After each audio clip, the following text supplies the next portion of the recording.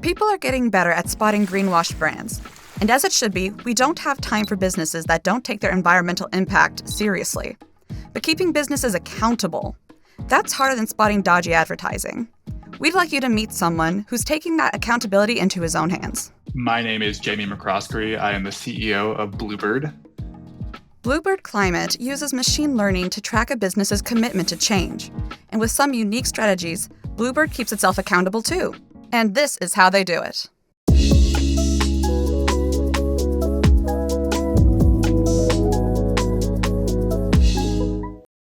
You can explain it best. What is Bluebird Climate?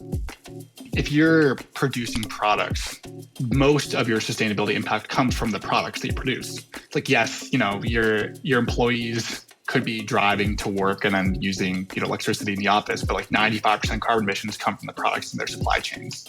And that stuff is really hard to get a grasp on. So what we do is, essentially, if you upload products to Bluebird, we do a lot of essentially machine learning intuition about your products and supply chains so that you can essentially make apples to apples comparisons across different product concepts. So imagine you have like 5 different pairs of jeans, different cuts, different fabric weights, materials, vendor locations. You can effectively see like carbon emission estimations before you get into production, which is super helpful for both the designer and then also the marketer who wants to know what kind of stories they can tell around sustainability from the beginning and design it into the ethos of the product.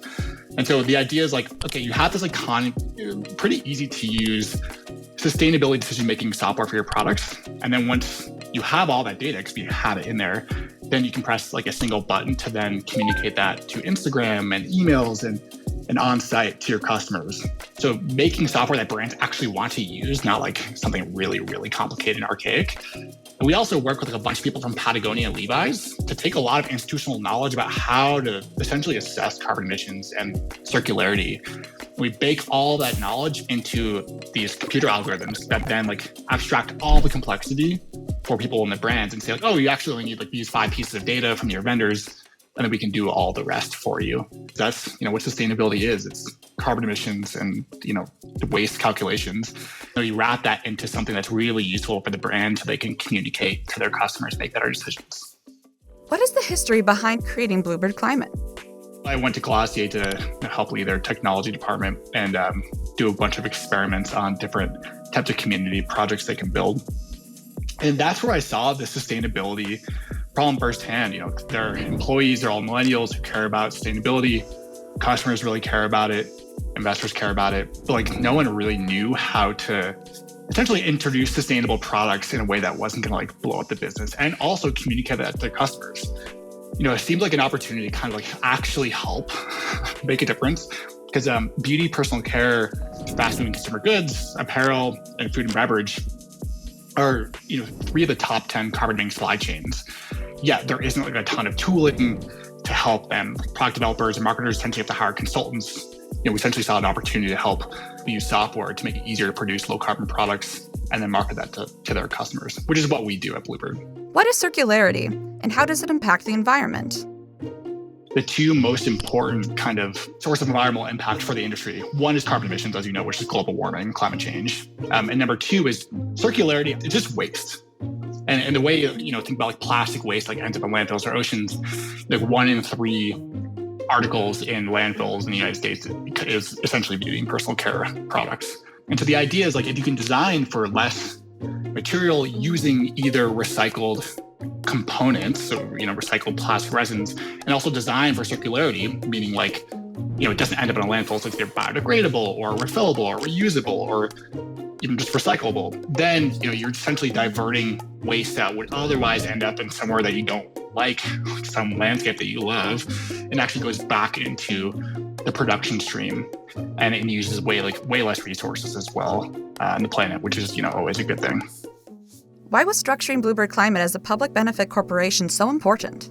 So what a public benefit corporation is, it's essentially a legal framework developed by B Labs, so B Corp. And the point of it is to essentially put in your legal charter guardrails so that you are essentially mandated to go after not just profit, but also some sort of impact that you define. And that was really, really important for us up front because we are a mission-oriented business. We're in the business to decarbonize the consumer products industry. And so we know if we bring on investors and other stakeholders, we essentially want those guardrails to be in place so that it's like very clear. We can't lose, that impact amongst the profit or whatever. And that's like essentially a discussion that me and my co-founders had from day one. It's like this business isn't worth it if we're not going to be in it for the impact. Otherwise, we could just go sell widgets or whatever that we don't care about. We essentially just have to report on impacts on a yearly basis, which can be difficult to do, but it's baked into our products because that's the whole point, is measuring impact.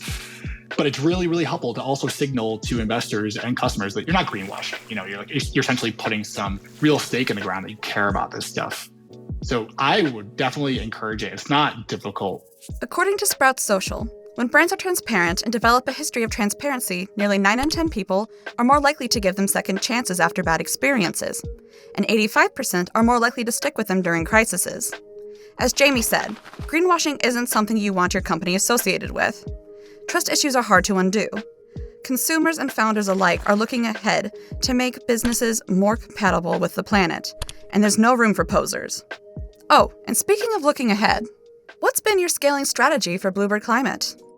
It's been tough because it's a small business or like an enterprise deal. Like you can get small businesses way faster, but they're lower contract value versus like a huge deal that takes forever to close. And like for us, it's actually been a challenge because we've gotten interest from both of them. And then how do you prioritize? And so you're simultaneously being like, I want to develop value really fast. At the same time, I want credibility, which comes from large companies and logos. So, you essentially have to get creative, but still maintain focus. And I think ultimately, the key thing is finding those champions who want to work with you and co-develop so that you are on the right track. But yeah, focus is the number one thing. Our designer says it all the time. He literally has, he's going to can't wait for saying this, but he has less tattooed on his hand as a principle to live by. It's just do less, and focus. And you're going to survive. You die from indigestion, not doing too little. So I think over time, a year from now, it's going to look way different. We'll have way more brands, we'll have way more presence in the space.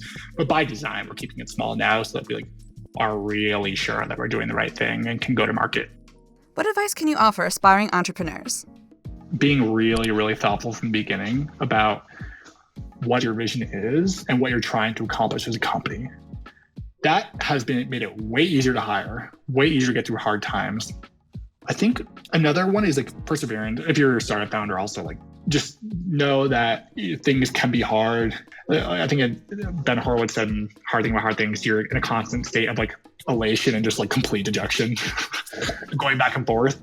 You can decide to make things not crazy as much as you possibly can in your values and how you work with each other.